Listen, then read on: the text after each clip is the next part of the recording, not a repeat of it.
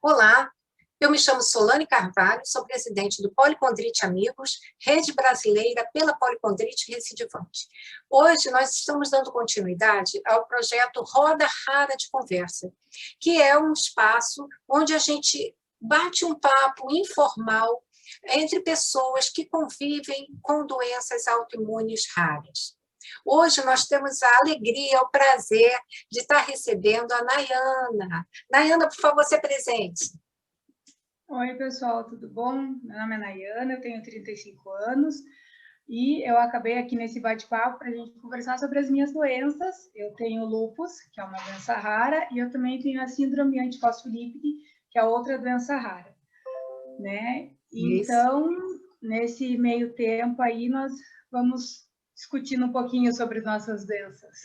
Isso. A proposta do Roda Rara de Conversa é justamente isso, é que a gente troque experiências e nós acreditamos que aquele que vive com a doença é um dos maiores especialistas na doença, é o maior protagonista dessa história, né?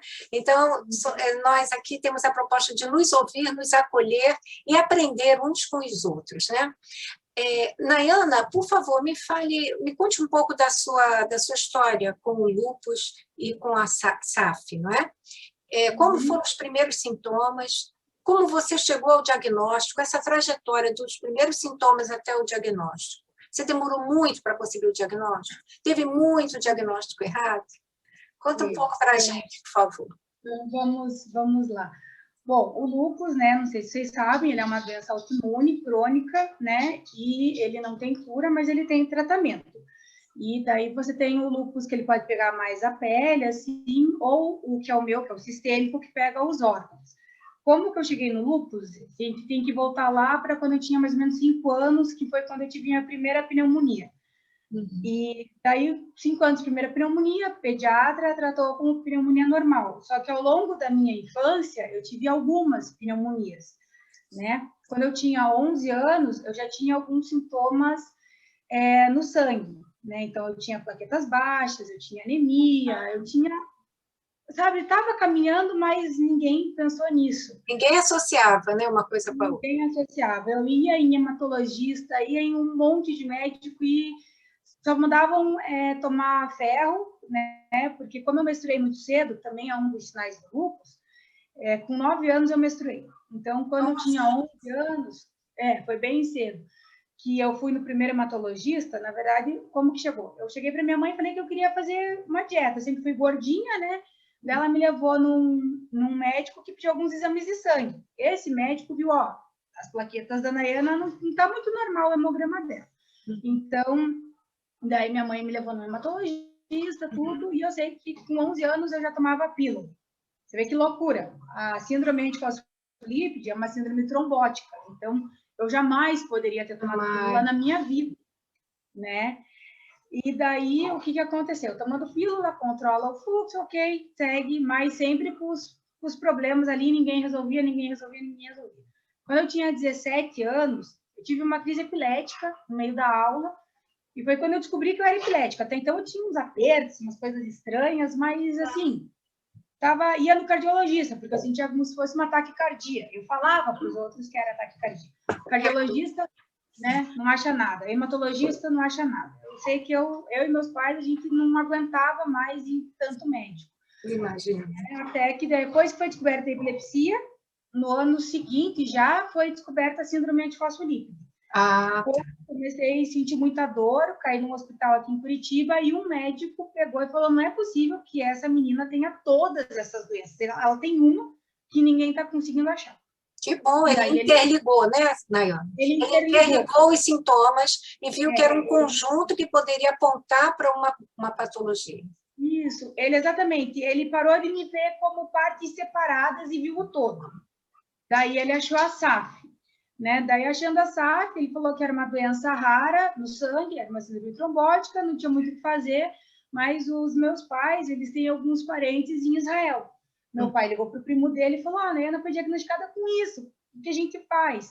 Daí, esse primo dele indicou um médico conhecido que indicou um médico no Rio de Janeiro.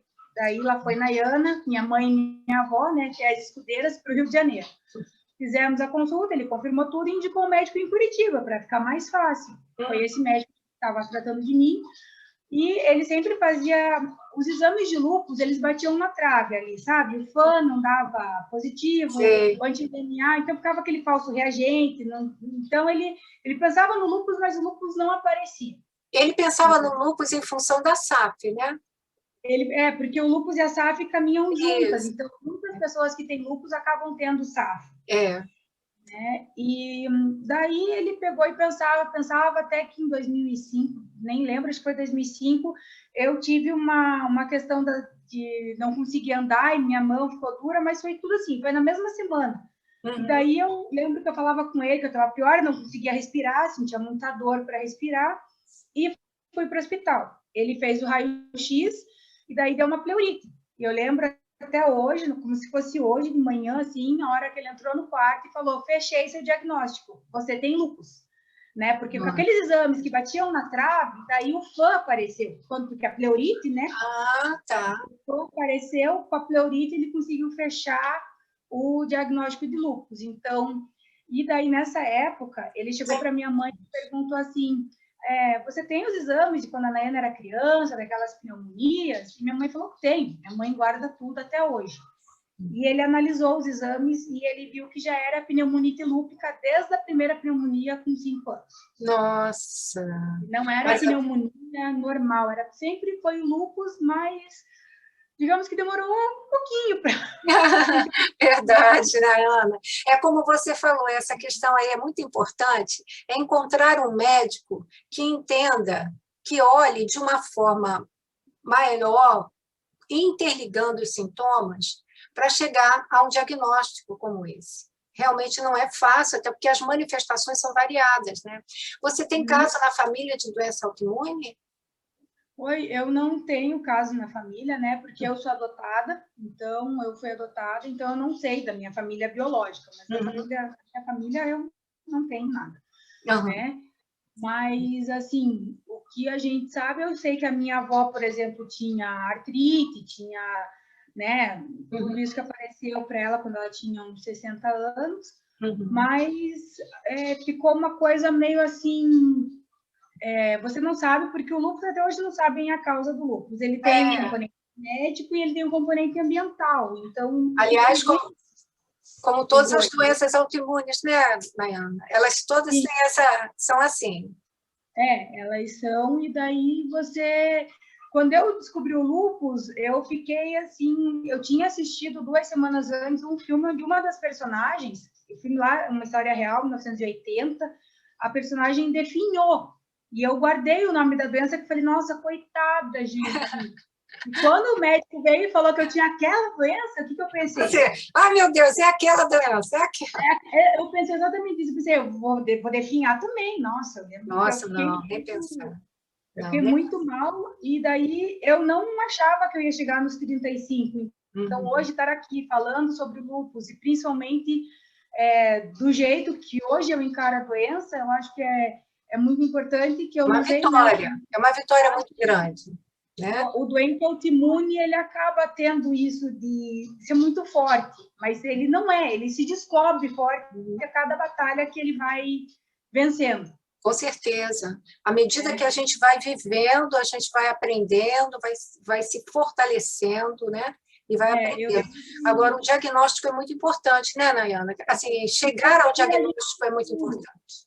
Tira a gente do escuro, porque eu fiquei praticamente a minha vida inteira indo em um monte de médico, e claro, a gente está falando de 1990, 1991, mas se um médico tivesse parado para pensar, pode ser que exista lúpus infantil, vamos atrás, pode ser que ela tenha manifestações, talvez eu nunca teria tomado pílula, né? Eu não seria epilética, e muita coisa seria diferente, porque para o meu médico conseguir controlar o lúpus, ele demorou muito tempo.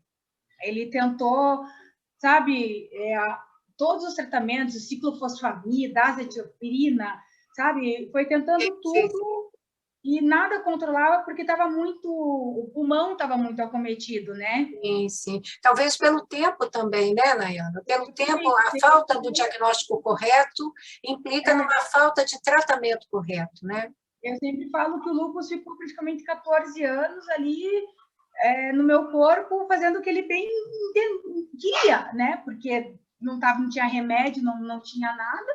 Exatamente. Né? Isso acontece demais com as doenças raras, elas são muito subdiagnosticadas ou diagnosticadas tardiamente e levando a uma piora significativa do quadro e que muitas vezes poderia ser reversível se tivesse sido diagnosticado a tempo.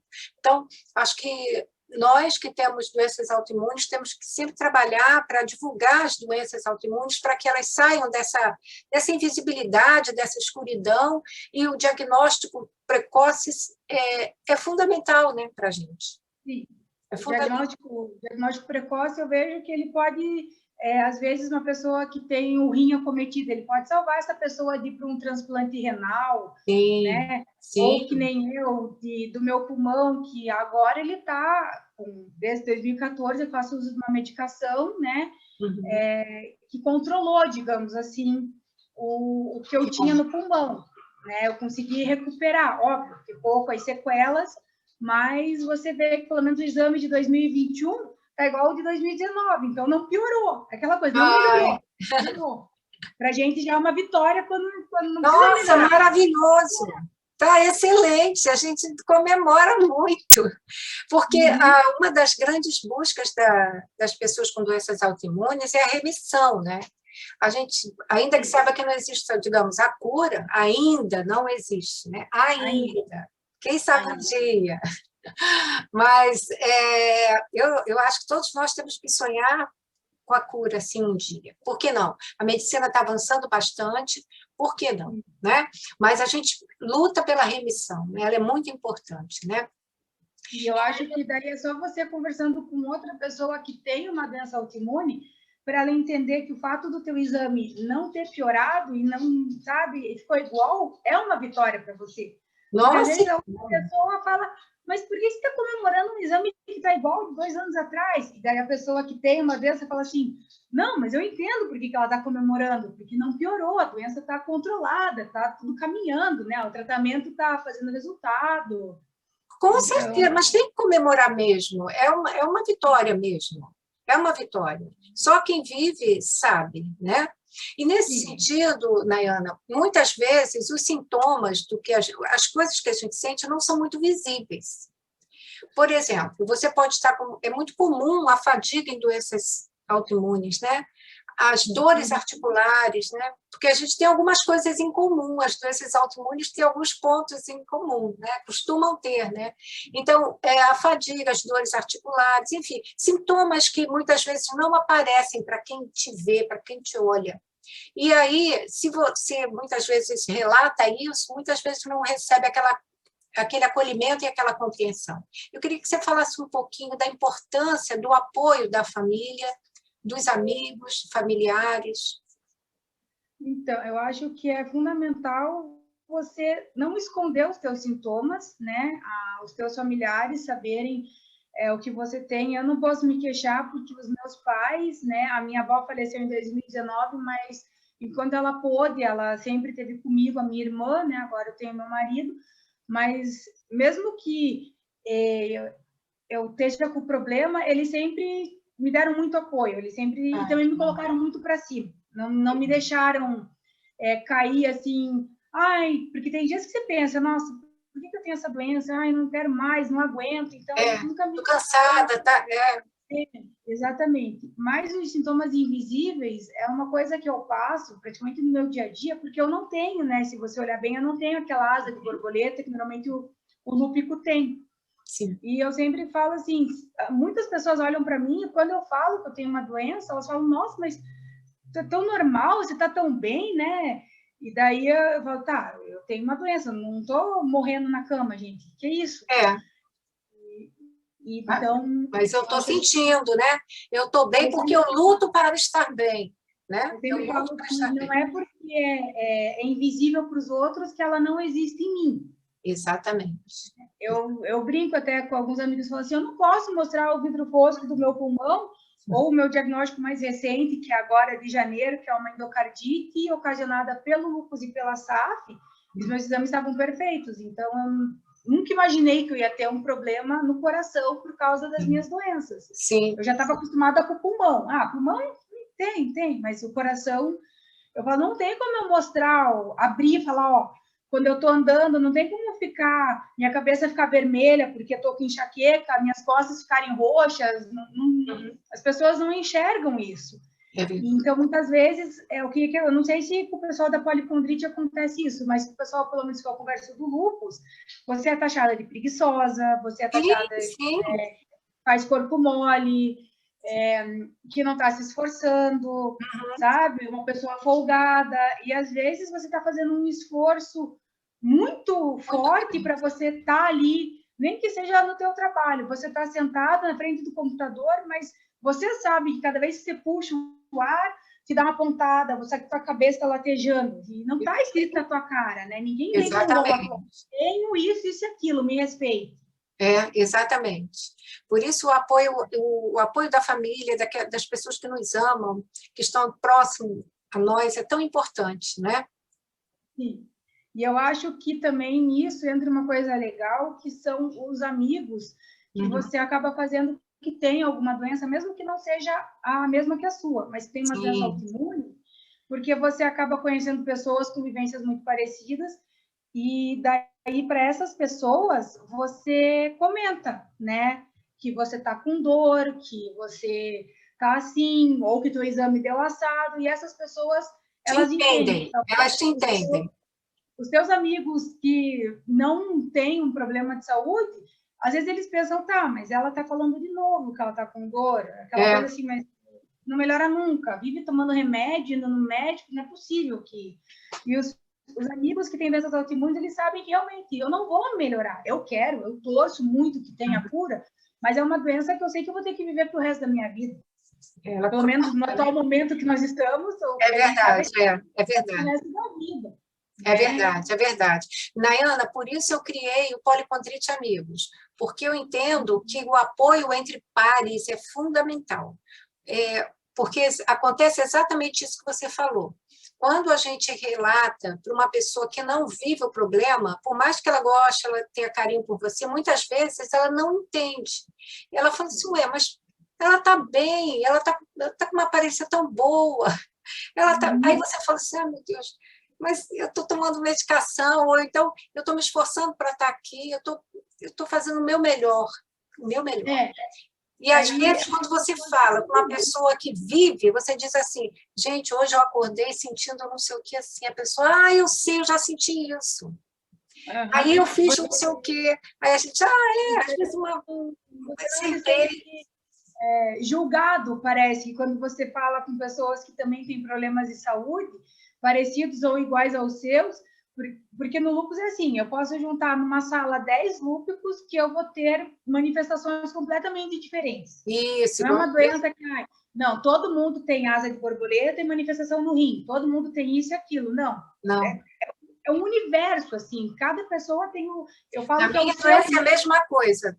Na minha, a mesma coisa. Eu acho que também isso acontece muito em várias doenças autoimunes. Elas não se manifestam de forma idêntica em todas as pessoas. Padrão, né? Elas não têm sistêmicas, né, Nayana? São doenças sistêmicas, então elas podem afetar o corpo todo e se manifestar de formas variadas, né? Sim. Eu não sei como que funciona, se você puder falar um pouquinho para mim da policondrite, como que funciona, como que você descobriu, né? E chegou na doença rara, que assusta, né? Digamos, vamos falar bem a verdade, né? Assusta bastante, né? É bem difícil. E doença rara não é uma coisa muito fácil, porque você se vê um pouco isolado, né? Porque são poucas pessoas que têm aquilo, não é todo mundo, não é como ter, não sei, artrite reumatoide, que todo mundo conhece, todo mundo sabe. Você chega em qualquer consultório e diz, eu tenho artrite reumatoide, o médico diz, tudo bem. Agora, se fala assim, eu tenho policondrite recidivante, ele fala, o quê? As doenças raras, elas às vezes isolam um pouco a gente tem que lutar para combater isso. A policondrite recidivante é uma doença autoimune, bastante rara, uma incidência de 1 a 5 pessoas em 1 milhão, né? E rara mesmo. Muito rara. Ela causa uma inflamação sistêmica, de cartilagens, afetando também o tecido conjuntivo. Então, a gente tem comprometimento também de válvulas cardíacas, pulmão, né, que pode causar... a árvore brônquica toda pode estar comprometida. Tem gente que começa os sintomas da policondrite pelo pulmão, tem gente que começa pelo nariz, tem gente que começa pelo coração, tem gente que começa com manifestação de pele. Você vê, é muito diferente uma manifestação da outra para você colocar todo mundo numa caixinha, isso, né, e falar que é aquilo. Mas é como você falou dessa manifestação típica do lúpus daqui, né? Que é essa coisa vermelha. A minha mais típica é a inflamação na orelha. Eu manifestei meus primeiros sintomas de uma forma bem típica, com inflamação nas duas orelhas, primeiro em uma e depois em outra. Mas você imagina, você nem sonha com aquilo. Sua orelha começa a ficar, parece que tem uma espinha, você é uma espinha. Aí vai ficando vermelho, vermelho, vermelho. Eu falei, caramba, o que é isso? Aí você vai no alergologista, ele olha, não sei, deve ser alergia. Aí você vai, passa uma pomada. Cheguei no pronto-socorro, minha orelha está desse tamanho, doendo, doendo, doendo. O médico, a senhora foi mordida por uma abelha. Eu falei, meu Deus, como é que eu me senti? Como que você tem que pensar? Porque dói, né? A mordida de uma abelha dói, ainda mais na orelha, gente. Ele, a senhora devia estar dormindo. Eu falei, doutor, eu ia acordar. Ele, é uma abelha. Mas como aqui em casa tinha aparecido abelha, você acredita, né? Que tinha aparecido abelha aqui em casa. Eu falei, meu Deus, de repente é abelha. Aí fiquei, ele passou pomada, não adiantou nada. Foi embora, depois voltou na outra orelha, o tempo foi passando, eu consegui diagnóstico ainda bem, em 5 meses, mais ou menos. Eu tive muita sorte. Foi até um diagnóstico rápido, né? Rápido. Rara, porque normalmente... Eu tive muita sorte. Um dermatologista, eu fui nele, depois de já ter ido a 7 médicos, eu fui nele, ele olhou, eu estava com a inflamação típica, porque é uma inflamação que dá daqui para cima, poupando o lóbulo. Porque no lóbulo a gente não tem cartilagem, né? E aí ele me falou, olha, eu recebi vários diagnósticos, ele falou, a senhora tem policondrite recidiva. Eu falei, o que é isso? Aí, doença autoimune, autoimune? O que é isso? Eu não tinha noção de nada. Eu já tenho uma patologia neuromuscular progressiva, síndrome pós-poliomielite, e eu já tenho sequela de pólio. Eu já andava de muleta e aparelho, em 2004 comecei a andar de cadeira de rodas, por causa da fraqueza muscular. Já convivia com isso, estou acostumada a trabalhar com isso, a entender, né, isso, e estava bem. Doença autoimune que eu nunca tinha ouvido falar na vida, assim. E aí cheguei em casa, eu fui ler essas informações desatualizadas que a gente tem aí, prognóstico de 5 anos de vida, eu falei, eu quero viver mais. Mas, enfim, hoje a gente sabe que não é isso, a gente sabe que muita coisa está desatualizada, as doenças raras são muito pouco estudadas, é uma questão que eu sempre falo, não é porque são raras que devem ser pouco vistas ou estudadas. Quanto menos se olha para uma coisa, mais invisível ela se torna. Então, não é? É um círculo vicioso, né, mãe?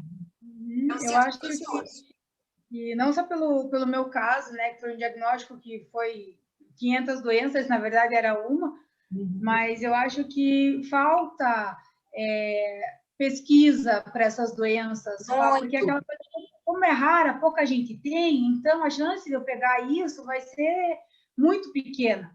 Então, acaba faltando, talvez, até que olhem, né, para as doenças raras com um pouco de afeto, pensando, não, porque tem até um post que eu sempre vejo que é todo raro é o amor de alguém. Com certeza. Então, né, e eu sempre falo assim, antes, eu não sou o lúpus, eu falo, eu não sou uma bolinha roxa andando por aí, né? Eu sou a Nayana, filha, amiga, né, a esposa, e então é aquela coisa assim, pensem que tem uma pessoa que vai ter um problema que você pode salvar, que você pode ajudar. Exatamente. Né? E uma doença, né? Com certeza. Com certeza. Nós existimos para além da doença, muito, muito mais além da doença. E a gente tem que estimular para que a doença rara seja estudada, porque a gente tem que sempre pensar que ela pode não ser tão rara assim.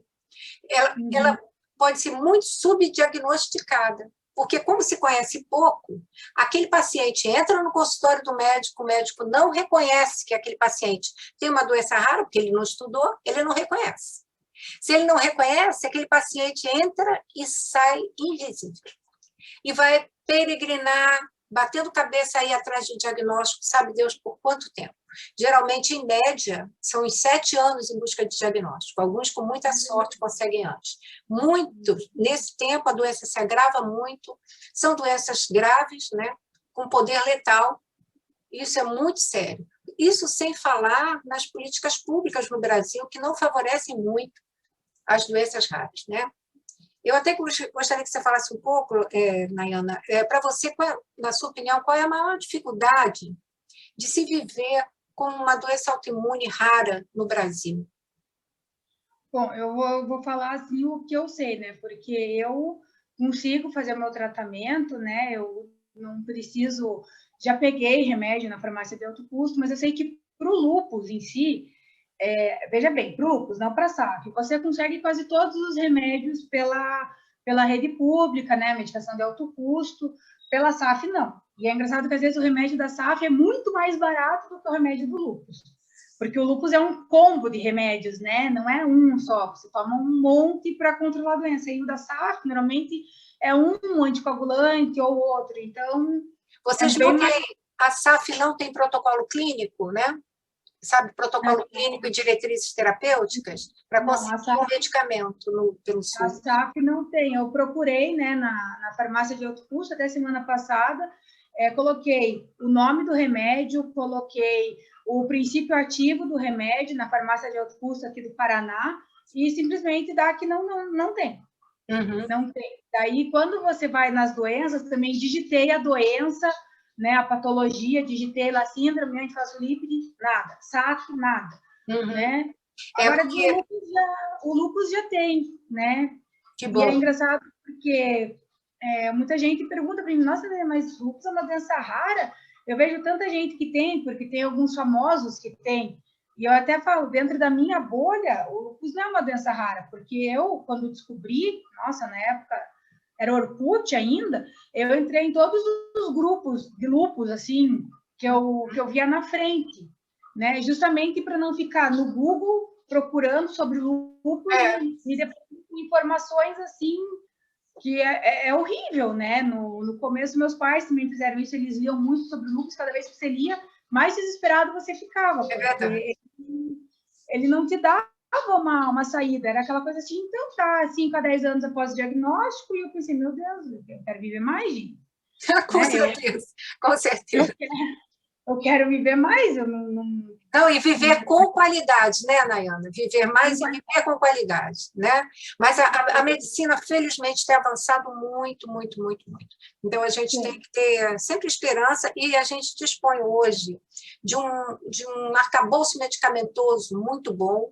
Assim, existe uma variedade grande de medicamentos, os médicos vão administrando isso, a gente vai conversando, vai ajustando a medicação. Nem sempre a gente consegue manter a mesma medicação por muito tempo. Às vezes ela para de fazer efeito, né? E a gente tem que partir para outro, né? Eu, no meu caso, ainda tenho a epilepsia, né? Então, eu tenho os remédios da epilepsia e muitos remédios da epilepsia, eles brigam com os do lúpus. Então, e eu não posso ficar sem o meu antiepilético, né? Uhum. E eu não posso ficar sem os remédios do lúpus. Então, é aquele quebra-cabeça diário. Muda o horário de um remédio, daí põe o outro em tal horário, faz isso, faz aquilo. Uhum. Mas muitos remédios que eu tomei para o lúpus lá no começo, eles não deram certo justamente porque na época eu tomava um outro antiepilético também, e daí eles meio que brigavam no fígado, assim, daí acabava absorvendo direito, e ficava aquela coisa, meu Deus, mas algum remédio tem que dar certo, né? Algum. E daí, quando eu comecei é um imunobiológico que eu comecei o uso dele em 2014, daí o lúpus ele meio que modulou o meu sistema autoimune, sabe? Ele conseguiu controlar a doença, mesmo que em janeiro tenha aparecido esse problema, que o meu médico, ele acha que é muito mais da SAF do que do lúpus, né? Então, os exames começaram a dar normais, assim. Maravilha isso. Nayana? Oi. o que você tem aprendido assim com a sua doença? Eu sei que eu faço essa pergunta também para o pessoal do policondrite, quando a gente conversa, e eu sei que é meio assim, que a gente fala, poxa, como é que eu vou aprender uma coisa que não é fácil, é tão difícil, né? Mas eu acho que a gente sempre tira alguma coisa, algum ensinamento, alguma coisa que é prática, que pode também ajudar outras pessoas, né? O que você tem aprendido e o que você teria a dizer às pessoas que vivem com doença autoimune rara, que vivem com lúpus? Primeiro é uma frase que eu gosto muito, que o teu diagnóstico não te define. Então, não permita que o teu diagnóstico te defina, né? Claro, quando eu tinha 18 anos, eu não pensava assim. Eu demorei muito tempo para conseguir chegar nesse pensamento. Mas, e outra coisa, eu acho assim, que eu aprendi sobre mim, é uma força que eu achava que eu não tinha, né? Eu achava que eu não ia aguentar o primeiro internamento do lúpus, teve alguns anos, né? Foi um ano, alguns anos que eu fui internada várias vezes, então eu ficava muito tempo no hospital.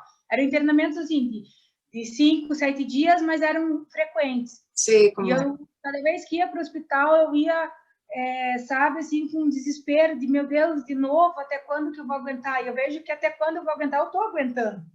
Né? Então, eu me descobri muito, muito forte, e eu acho que o principal para qualquer pessoa que tem uma doença rara, autoimune, é você ter a tua família do teu lado, né? Que eu posso falar que, com certeza, que sem a minha mãe e a minha avó, eu não teria passado por muita coisa que eu passei. Né? Deixa eu falar do meu pai e da minha irmã, se eles vão ficar magoados aqui. Na verdade, tem os quatro, né? Sem os quatro me ajudaram de maneiras diferentes, assim. Eu acho que é muito importante a pessoa que tem a patologia se sentir abraçada e que ela saiba, né, o que eu posso falar para alguém que tem a mesma doença que eu. Seria até uma coisa que eu falaria para a Nayana, que recebeu o diagnóstico. Tenha calma, né? Confie nos seus médicos. Se você acha que o teu médico está comendo bola aqui ou ali, não pense duas vezes, mude, procure um médico que esteja mais antenado, que pesquise, que se informe, que possa te ajudar mais. Legal. Principalmente para você não se desesperar e você ter fé, porque eu acho que a gente tem que se apoiar em alguma coisa, né? Não importa a religião, eu estou falando de fé, ter fé. E que as coisas vão melhorar, porque se a gente também só ficar pensando que a gente é doente, que não vai melhorar, que não tem cura, que não tem isso, a gente acaba vivendo nessa energia que não é muito bacana para a gente. Acho que você concorda comigo que a gente tem que tentar vibrar positivo, sempre, apesar de qualquer problema. Tem dia que você chora? Tem dia que você não quer sair da cama? Tem, mas no dia seguinte tenta sacudir a poeira, dar a volta por cima e... assim. Eu acho que é isso que é o mais importante, assim, você ter o apoio, você saber que você não está sozinho e você acreditar, né? Que pode ser que naquele momento você fale, não, eu não tenho como acreditar, está muito ruim, olha, meus exames não melhoram, nada mais. Uma hora ou outra acaba dando certo, né? Melhora, a gente consegue melhorar. Por experiência própria, né? Que melhora. É verdade, Nayana. E a gente vai se fortalecendo com esse processo, né? Às vezes a gente nem se dá conta do quanto a gente vai se fortalecendo nesse caminho, né? A gente vai se fortalecendo sem perceber. Vai ficando... Cada dia você se olha e se vê de uma forma diferente, vai vendo, puxa, a pessoa que eu sou hoje é um pouco mais forte do que a de ontem, né? Eu sempre brinco que cada exame que você recebe, eu já passei por aquela fase, né? Eu falo assim, só eu sei a angústia de esperar uma tomografia de pulmão ficar pronta, porque as minhas sempre vinham muito, muito ruins. Então, eu sei o desespero que era e já ficar pensando, não, vai estar ruim, vai ter que mudar o remédio, vai ter que mudar isso, mudar aquilo, mudar aquele outro. Mas não, chega uma hora que você vê que começa a fluir. Estabilizar, né? Vai estabilizando. E eu acho assim que é importante tentar passar essa mensagem, né? Porque quem recebeu o diagnóstico há pouco tempo, o normal é se desesperar. Se desespera. Se desespera. E quando a doença, às vezes, se manifesta de uma forma muito agressiva, porque isso acontece, às vezes acontece, e a pessoa passa períodos muito difíceis, a gente sabe disso, eu convivo com isso, com um grupo diariamente, a gente sabe que tem situações que são muito difíceis, e você vai vencendo um dia de cada vez. Às vezes é um trabalho assim, de um dia de cada vez. Não é? É um trabalho de formiguinha, né? Você chega no final do dia grato por você ter passado aquele dia ou sem dor, ou com pouca dor, ou com menos dor. E no dia seguinte você acorda como se estivesse pronto para uma batalha. Né? E tem um caso de pessoas que, às vezes, você está manifestando de uma determinada maneira a doença e ela também, de repente, abranda. Isso acontece também. Ela, às vezes, se manifesta de uma forma mais agressiva, de repente fica mais branda e você consegue conviver melhor. Às vezes, você entra em remissão, né? Tem gente que entra em remissão, que é a ausência de sintomas. Isso pode acontecer. Eu conheço algumas meninas, né, que elas não tomam nem mais o corticoide, né? Já estão há 5 anos em remissão, tem uma que está indo para 7, e você vê que mesmo assim ela continua fazendo exame, aparece lá que tem o anti-DNA, mas como que eu posso explicar? Então você vê uma luz no fim do túnel. Mas é claro, olha, Daiana, no meu grupo, eu vejo pessoas que estão em remissão há um tempo, assim como tem pessoas que jamais conseguiram entrar em remissão. Mas isso não quer dizer que um dia elas não possam entrar. Então, a gente tem que abraçar essas variações e acreditar que é possível. Por que não? Né? Se acontece com o outro, por que não pode acontecer comigo? Né? É isso que eu falo, que é a luz no fim do túnel. Você olha e vê, nossa, ela não toma corticoide há 5 anos. Por que eu também não posso ser a pessoa que não toma corticoide há 5 anos? Por que não, né? Por que não? Porque às vezes você encontra um médico e ele consegue, às vezes, aquele médico até que você está há anos, ele acerta uma medicação de tal forma, aquela medicação dá certo com você e consegue reverter muita coisa, né? Às vezes a medicação certa faz uma diferença enorme. Eu acho que também a confiança no nosso médico tem que ser fundamental. Né? Eu confio no meu reumatologista de olhos fechados. Assim, a ponto de eu pegar um exame ruim e ligar para ele e ele consegue me acalmar, porque mesmo que vários médicos já tenham falado, esse lúpus é muito agressivo, é muito isso, é muito aquilo, o meu médico, ele nunca falou isso. Ele sempre falou, tem manifestações diferentes, mas a gente vai fazer isso, tem como mudar tal medicação, tem como fazer isso. Então, eu acho que o pessoal do policondrite aí deve passar isso também. O médico com certeza. É fundamental, né? Para mim, ele é fundamental. Com certeza. Estabelecer uma parceria com o médico, né? Um diálogo franco, um diálogo assim, de respeito, né? E de parceria também, porque não é uma doença crônica, a gente vai conviver com ela, né? Nayana, tem algum contato que você gostaria de deixar? Você tem o seu Instagram, se alguma pessoa com lúpus quiser conversar com você, procurar você no Instagram? Então, o meu Instagram é Nay, né? Nay, e o meu sobrenome, que é Paciornik. Mas eu tô lá, eu tô no Facebook também, como Nayana Paciornik. Que ótimo. E eu acho que depois, na descrição a gente deixa as redes sociais, mas eu gosto bastante de conversar, não só com pessoas que têm lúpus, mas pessoas que têm outras doenças. A gente se conheceu assim, né, Nayana? A gente se conheceu no post do Instagram, né? Que eu fui lá curtir, você curtiu os meus, a gente começou a conversar. Não, eu me lembro, não sei se você vai lembrar, eu fiz uma live com a doutora Ana Júlia, se eu não me engano, reumatologista, sobre doença autoimune. Aí você entrou. Aí você entrou, curtiu, eu falei, opa, obrigada e tal. Aí a gente começou a seguir uma outra e pronto. Foi bem assim. Olha, Nayana, sua história é maravilhosa, é fantástica. Você está de parabéns. Conte sempre com a gente, porque, apesar de serem patologias diferentes, nós estamos aí na mesma batalha, na mesma luta. A gente tem em comum de ser doença autoimune, de ser doença rara, a gente se entende, sabe o que você passa, e eu sei que você também entende o que nós passamos. Então, acho que a gente vive num país que, enfim, tem muitas dificuldades em relação à doença rara, então a gente tem que se apoiar mesmo. E que essa live sirva para ajudar pessoas, dar esperança para as pessoas, né? Dar força, entender que dias melhores podem vir e que a gente, quando se apoia, a gente caminha melhor, né?